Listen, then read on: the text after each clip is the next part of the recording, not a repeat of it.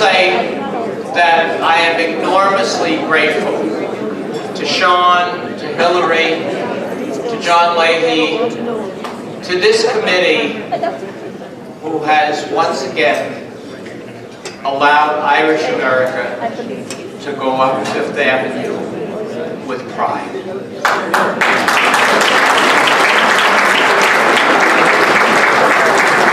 And I want to ask all to acknowledge my co-honorees, and particularly the man, in my mind, who has done so much for the cause of peace in Ireland, who has been totally unacknowledged in these years. And tonight, thank God, we're acknowledging. Chris Hyland, stand up, please, and let everybody know.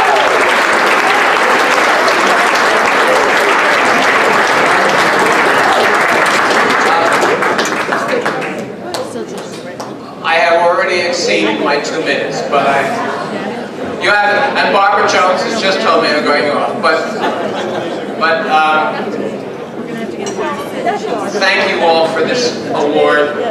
It is undeserved, and it is deserved by the many, many people who are here tonight. Gurmi Amaya.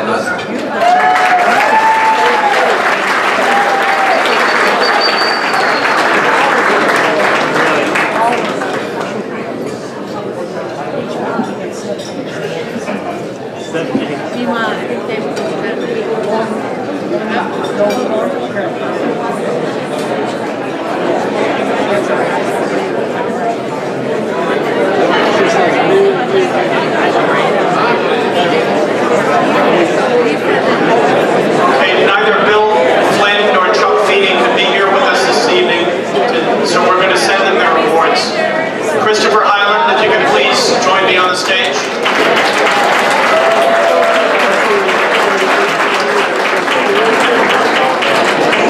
Now, what can I say about my good friend and fellow Foundation board member, Christopher Hyland? When I asked each of the honorees tonight to provide me with a short biography, I got roughly a paragraph from everyone, including Senator George Mitchell.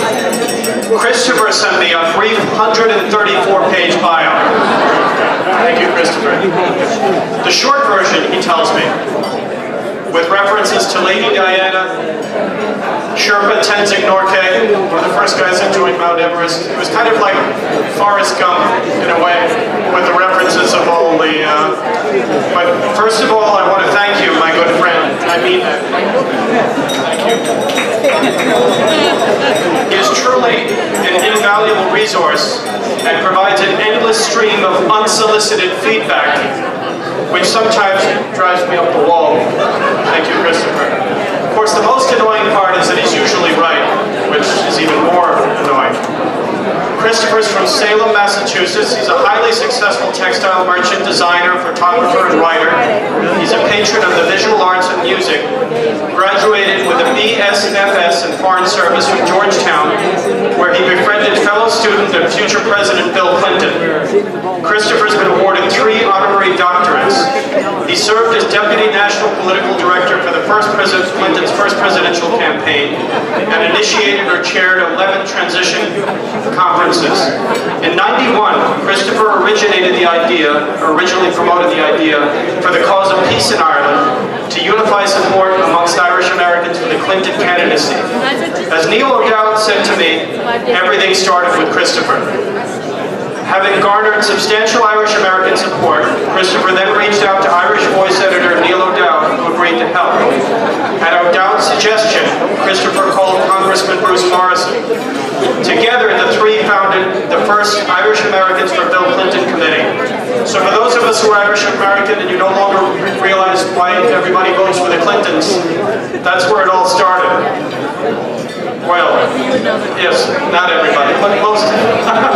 So having garnered substantial support, Christopher then continued to do his great work in promoting the cause in Ireland, even though he faced resistance from many quarters on the subject of peace. He then organized the first Clinton meeting dedicated to the cause of peace in Ireland. The rest, as they say, is history. Christopher lives in Chelsea, New York. He's a Knight of Malta, Knight of Columbus, Honorary Consul General of the Republic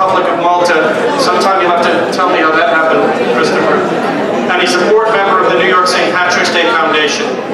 He's also the founder of the prestigious Highland Awards for Design, home of the world and ideas. Christopher Highland.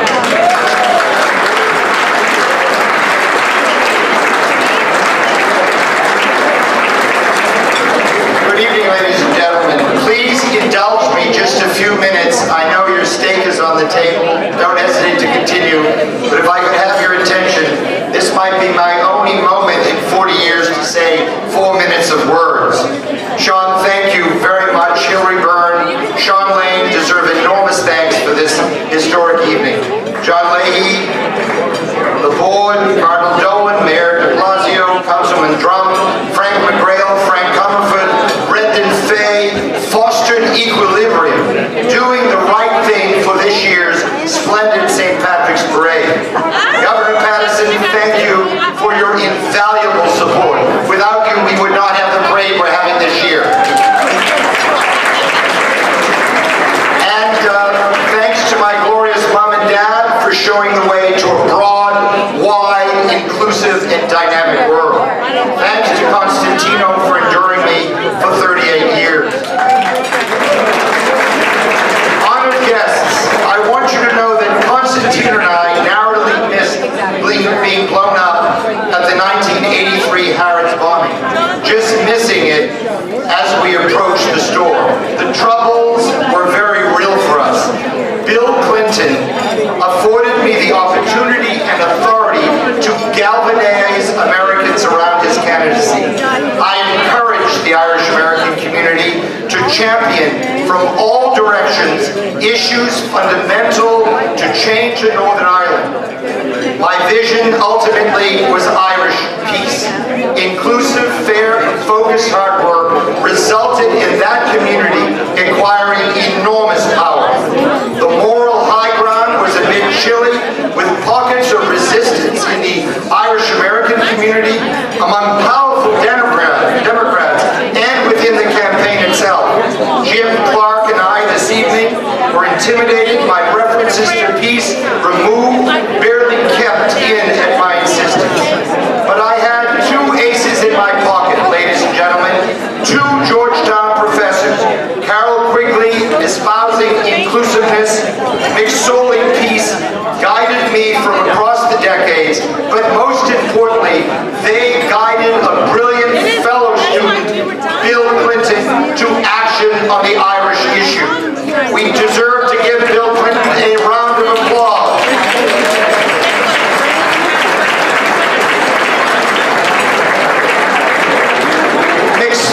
Professor McSorley exhorted us. When in a position to do so, he said, Christopher, champion peace. Months of hard work led to dynamic, game-changing leaders Neil O'Dowd and Bruce Morrison. Together, we formed Irish Americans for Bill Clinton. They were the best thing that ever happened to that campaign in that community, those two guys. Clinton responded, making commitments, dumbfounding his advisors. Irish Americans proved that private citizens can, in our still vital democracy, forge political history, echoes of 1916, and indeed echoes of 1776.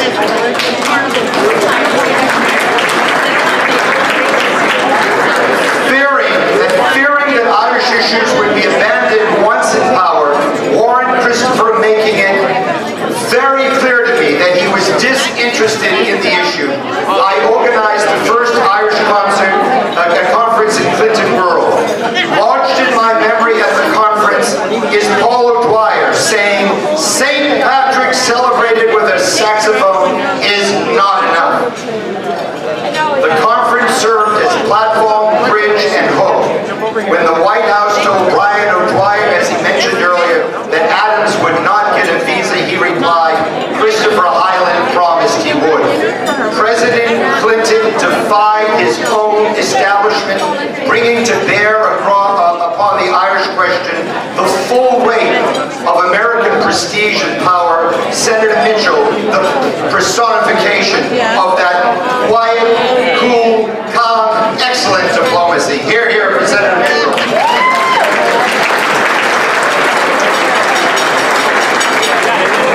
I was often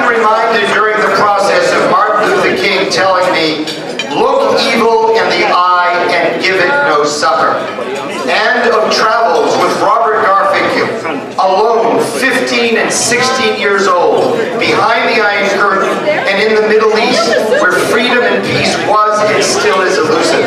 The gentlemen honored this evening were there at the beginning, facing impenetrable indifference, courageously espousing Irish issues, espousing peace.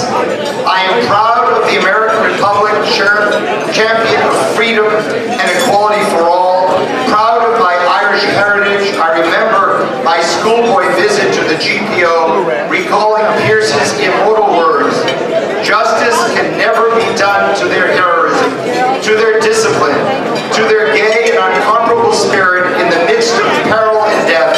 Let me, who have led them into this, speak their praise and ask those who come after them to remember them. They gave their lives under this hollow tricolor and Declaration of Independence.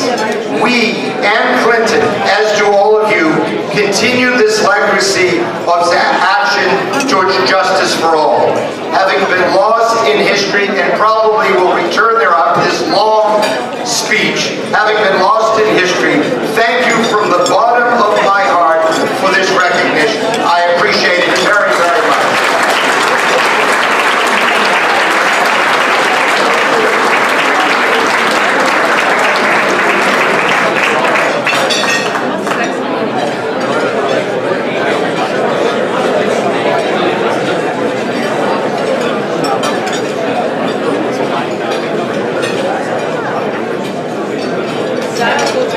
Now, ladies and gentlemen, pray silence for a moment.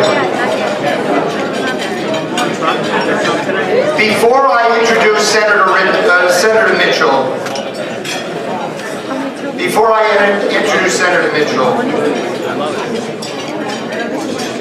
I would ask you if you would please give 3 robust hip hip hurrahs. 1, for the anniversary we honor this night.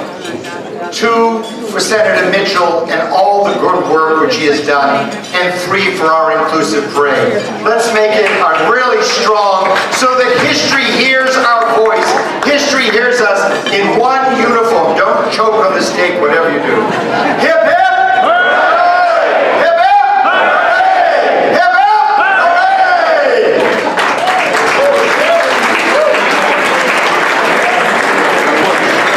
Now, on to the true star of this evening. It's easy to begin things, as the brilliant gentlemen who accompanied me earlier this evening, but it's hard to clinch the deal. It is my pleasure to introduce Grand Marshal George Mitchell, whose life personifies inclusiveness, tolerance, and peace.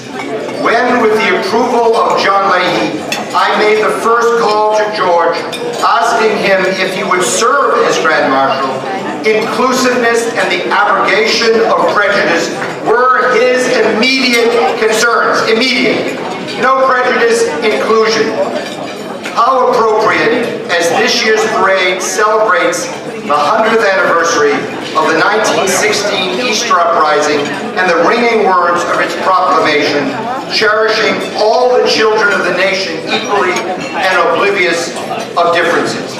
George Mitchell would agree with Thomas Mann that prejudice is like a hand grenade tossed over the wall to wreak havoc in civilization and in democracy, to undermine Western life, to unleash unconquered instincts.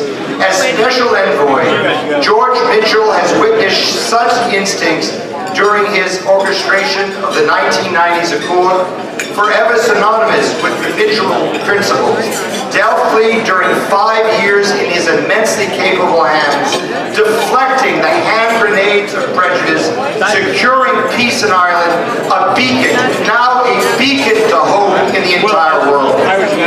We owe George Mitchell profound gratitude. Peace he brought, albeit one that resulted in him visiting, in his own words, more Irish organizations than there are Irish. Tomorrow, leading 200,000 marches, greeted by 2 million admirers, George will personify the hopes, he will personify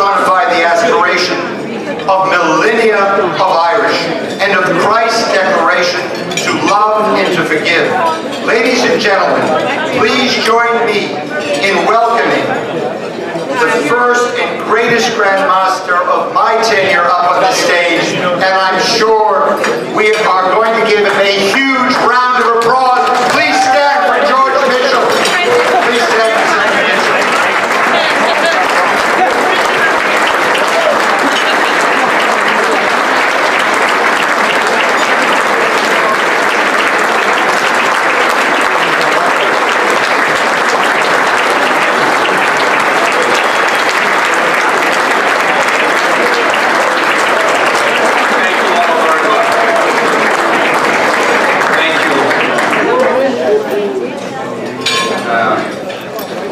I speak often, so I'm introduced often. And for me, a highlight of the program always is the introduction. And I want to say that I've been introduced thousands of times, never with more energy, vigor, and pride than my good friend Chris Hyland.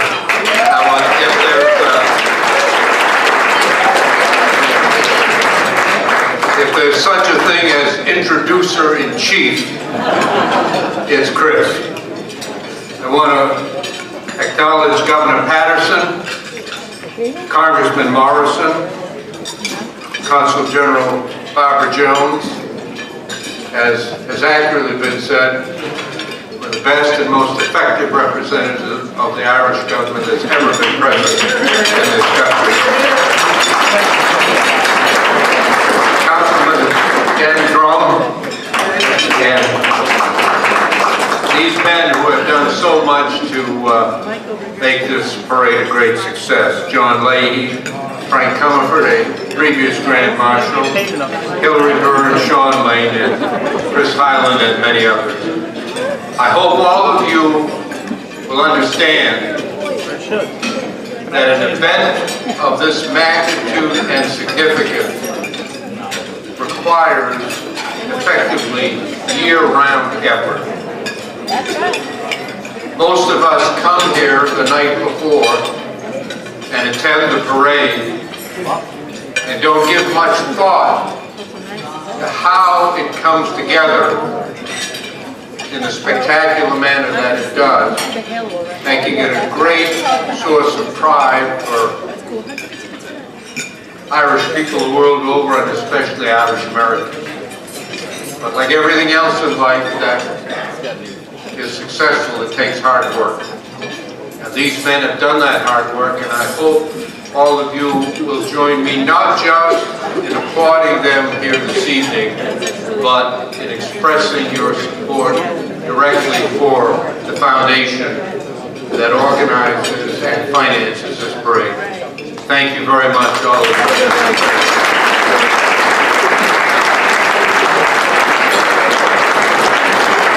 I have said often that one of the things that I learned after my experience in Northern Ireland, traveling around our country, is that in the United States, there are in fact more Irish American organizations than there are Irish Americans. And that's a good thing.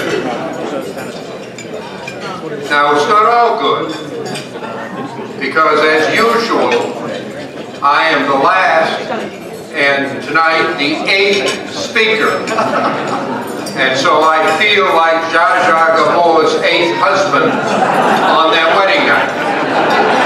I know what to do, but I'll be damned if I know how to make it interesting.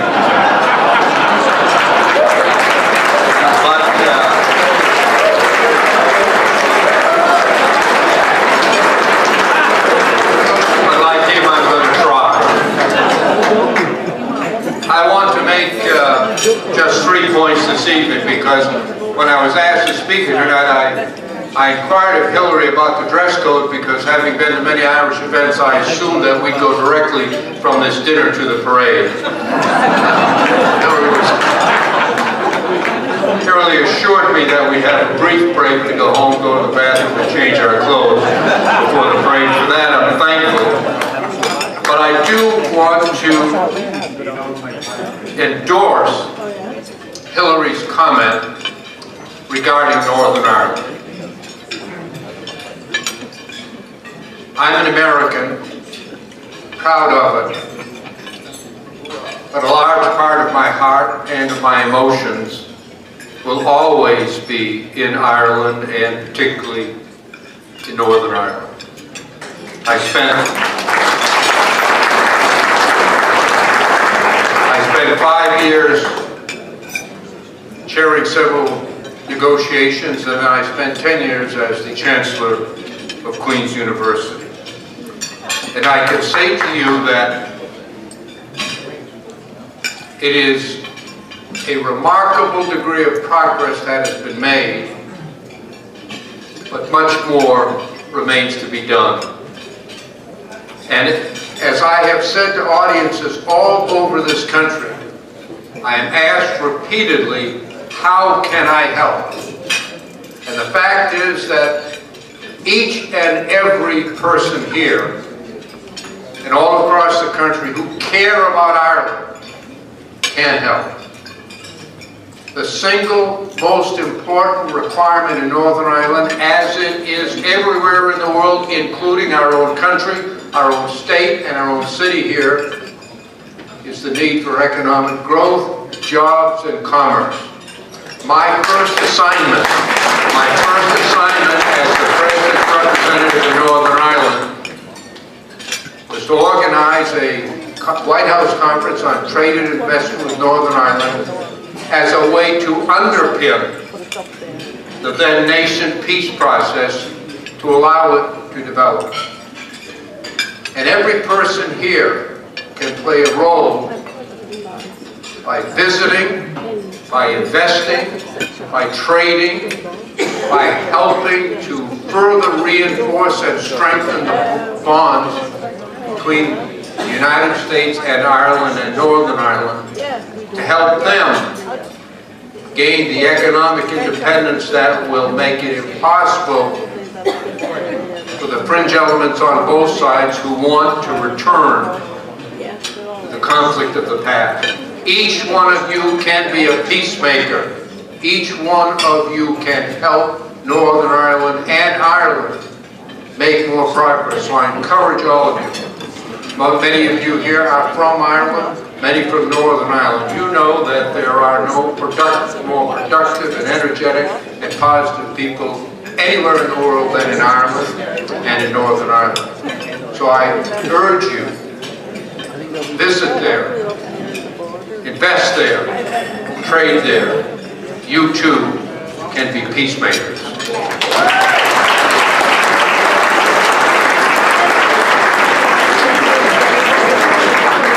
As Sean so accurately said at the outset, this evening and in the parade tomorrow, we celebrate Irish heritage and Irish American culture. And I'd like to say just a few words about that in terms of my own personal experience in life.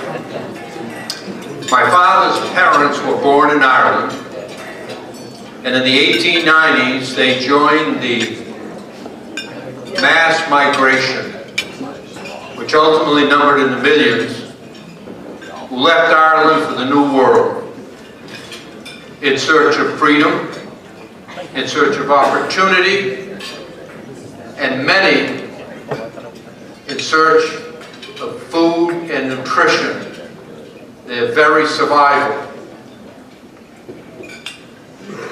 My father's parents landed in Boston. Like many who came, they had a very, very hard life. And my father never knew his parents. He was raised in a Catholic orphanage in the city of Boston, and after several years there, he was adopted by an elderly couple who lived in a small town in rural Maine. They were not Irish, and so my father grew up knowing little or nothing about his heritage. My parents lived a very hard life. He had no education. My father worked his entire life as a laborer, mostly as a janitor at a local school.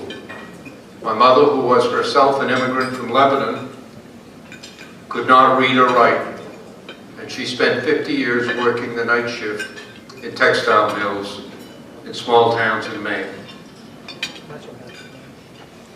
But we, their children, my sister is here with me this evening, and my 3 brothers, were lucky, because fate and serendipity brought my parents together in America.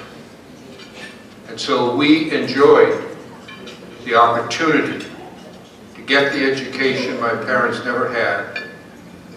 And I, the son of an illiterate immigrant mother and a father with little education, was able to become the majority leader of the United States Senate.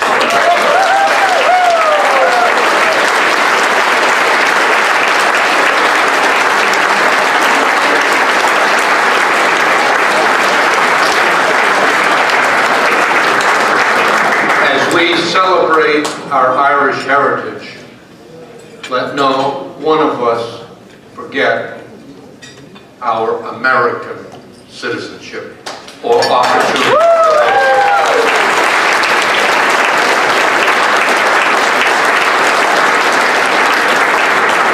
To live here where everybody has a chance, where anyone can go as high and as far as talent, willingness to work, willing to risk will carry them. Ours, like all human institutions, is an imperfect society, but the United States remains the most open, the most just, the most free country in all of human history. And we are proud. We are proud to be Americans.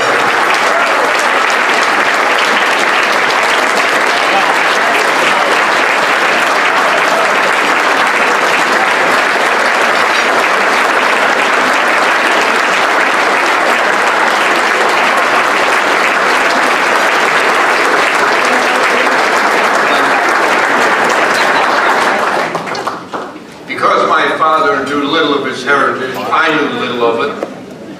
And when President Clinton asked me to go there, I was at first reluctant.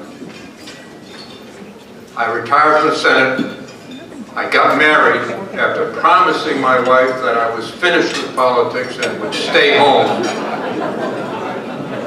And a week later, I left for Northern Ireland. I'd like to ask my wife, Heather, to stand and ask you to join me in thanking her.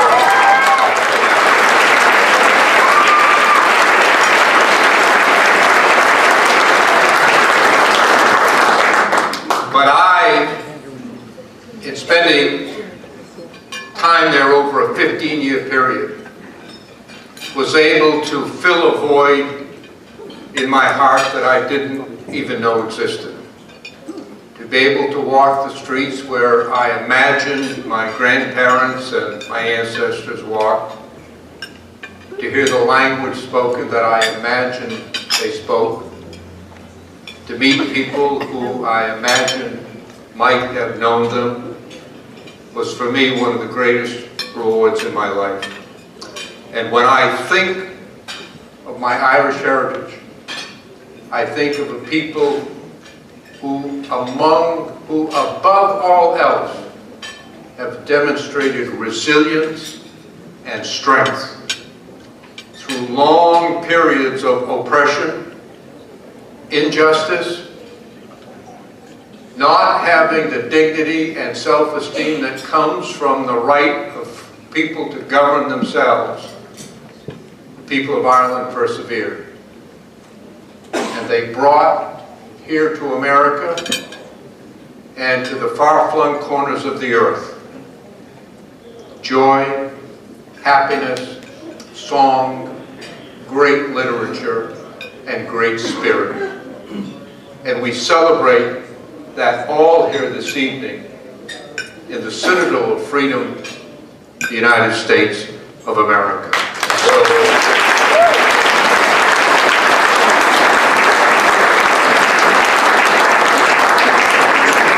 For me, it is a great great honor to be asked to serve as the marshal in this great institution which the St. Patrick's Day Parade is. I want to close with one other personal note. My father's parents had a very difficult life and they did not succeed. My parents lived their entire lives on the edge of insecurity and economic failure. They had a very hard life. Although they died penniless, they felt wealthy in their own right because they had established in their children their values: faith, family, country. And each of their children was able to get a college education and to live lives that would have been unimaginable to my parents. And now, all across this country, and I've traveled to every one of the 50 states, there are prominent, successful, brilliant Irish-American men and women. But we ought not ever to forget what it was like when my grandparents came here and when many of your grandparents came here. The state of Maine, my home state, established a militia for the specific purpose of policing the border between Maine and Canada to keep Irish immigrants out. And here in New York and many other places in our country, we all remember the degrading signs and the demeaning treatment which was accorded Irish American men and women. And now, as we here, all of us, live lives of comfort and privilege, protected against the harsh winds of life by the education, the resources, the web of friendships we've developed over a lifetime, let's remember that we're all part of the human family. My father said very little about his previous life. He hardly spoke of it. He spoke very little in any event. He was a very quiet man. So when he sat me down to talk to me when I left home for college, he said something I've never forgotten. I was 16 years old. We sat at the kitchen table. My mother was baking bread. And my father said to me, just as I was getting ready to leave for college, he said, "You're a smart young boy, and I know you're going to do very well. But I want you now to look at your mother, look at me, we're your parents.